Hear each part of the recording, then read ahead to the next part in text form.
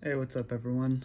So I know it's been a while since I've made a video, but long story short, I moved from Oregon back to my home state of Texas. And so with that, I shut down all 5 tanks that I had going in Oregon. And what I did was basically just take all of the live rock that I had without corals on it, a few with corals, and then I also took a few corals and put them in a one gallon micro tank, and I carried that along with me for the ride. And when I got here, I set this tank up, and I will go over kind of what's been going on with it, how I've been running it, and what the new additions are.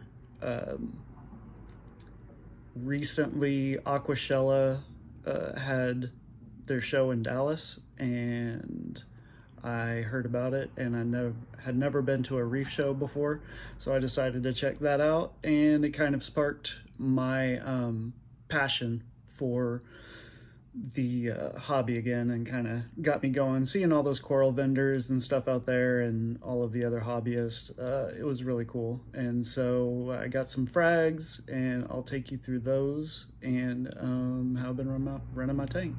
So let's get to it.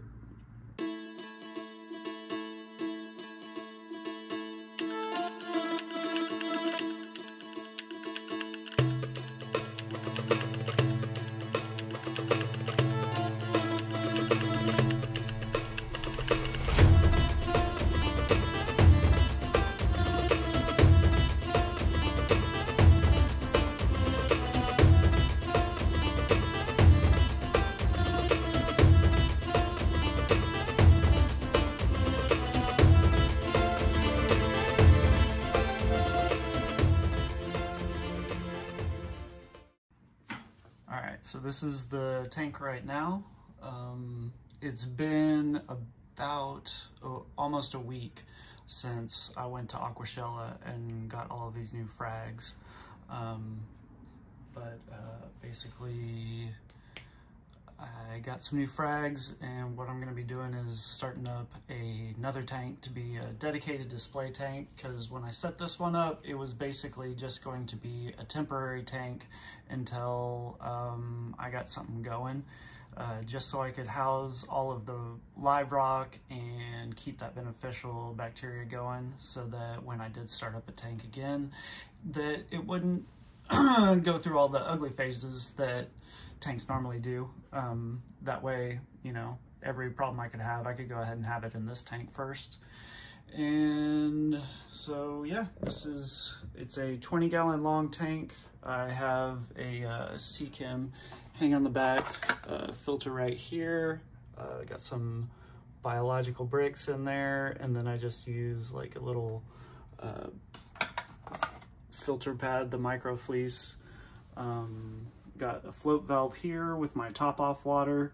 I am doing a very diluted form of kalkwasser, and I've been going through some dinos, so this has kind of been one of my answers. I've been setting this up as a coral feeder, so that I will make a little stew with all of this right here, and then I will put it into this bottle, and it'll just slowly drip out throughout the day.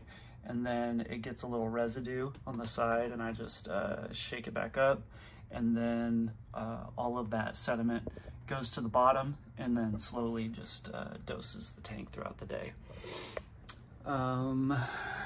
Pretty basic. Got a heater right here, and this is my control panel. Only thing I'm using on this one is the hang on back filter, the circulation pump, and then this one is the heater that's always on. And then I have these two for my lights, which are 2 Quanta bars. One is a Meso Blue and the other is a Reef Crest.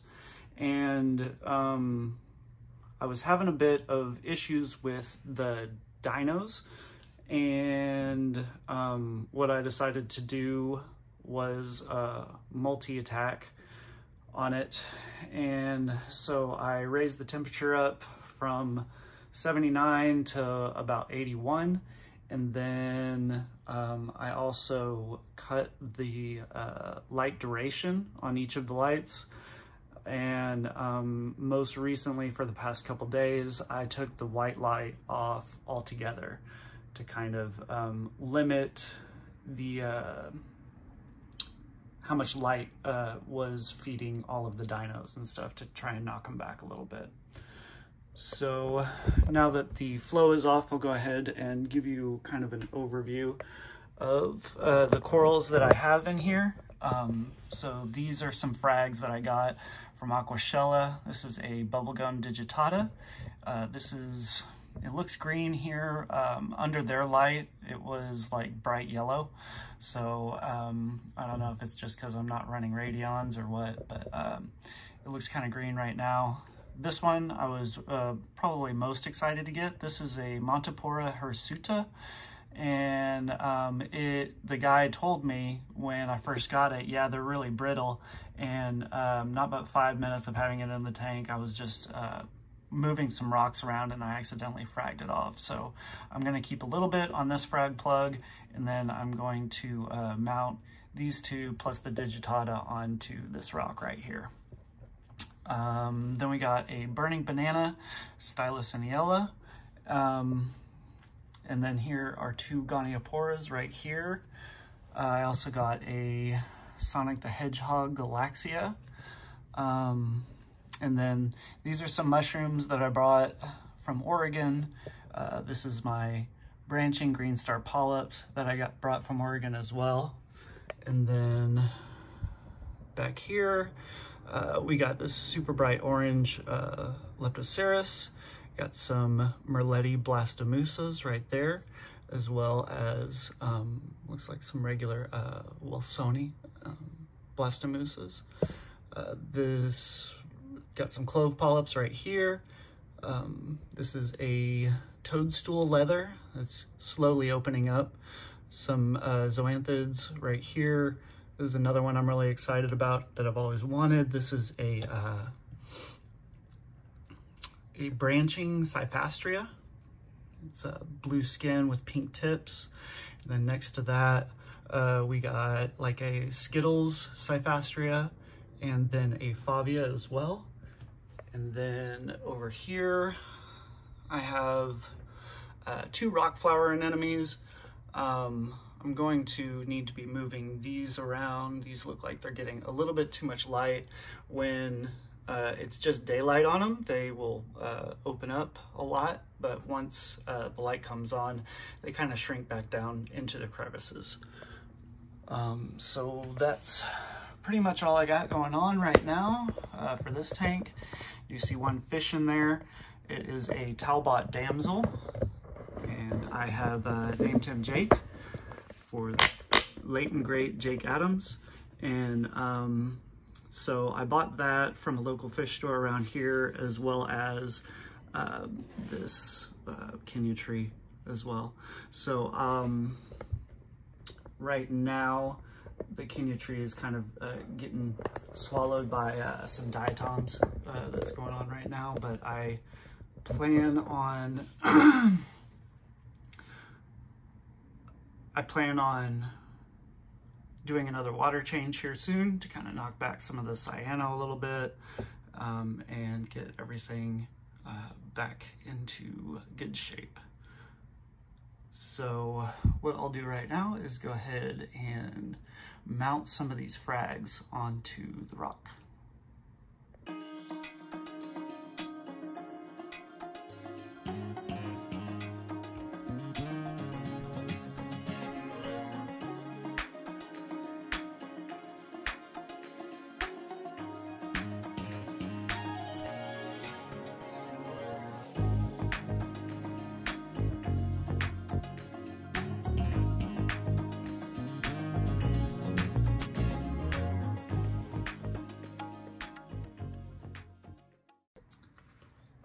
so just got done with all of that, and everything seems to be looking pretty good. Definitely in the right places that I wanted them to be. And so yeah, I moved these Goniopora down a little bit. It looked like they were getting just a little bit too much light. The one on the right here was a little bit shrunken in. And then I plucked the rest of that Hirsuta. Let's see if I can, let's get a filter on here, see if it's any better. So I put the Hirsuta little baby, the rest of it right there, and then I put the burning banana right here. Just found a little crevice for it to go into. So yeah, I'm gonna let it set for a while. It looks like the glue's hardening up quite nicely, and so that's gonna do it for now. As you can see, all of this sediment is back down into the bottom, and it looks like it's slowly about starting to drip. So one thing I did forget to mention was the Jabo SLW10 that I have right here. It's looking pretty gnarly, so when I do my water change, I am gonna go ahead and clean that so that we can get some nice flow going to all of these SPS right here. And yeah, I think that's gonna do it for now. If you have any questions, let me know in the comments.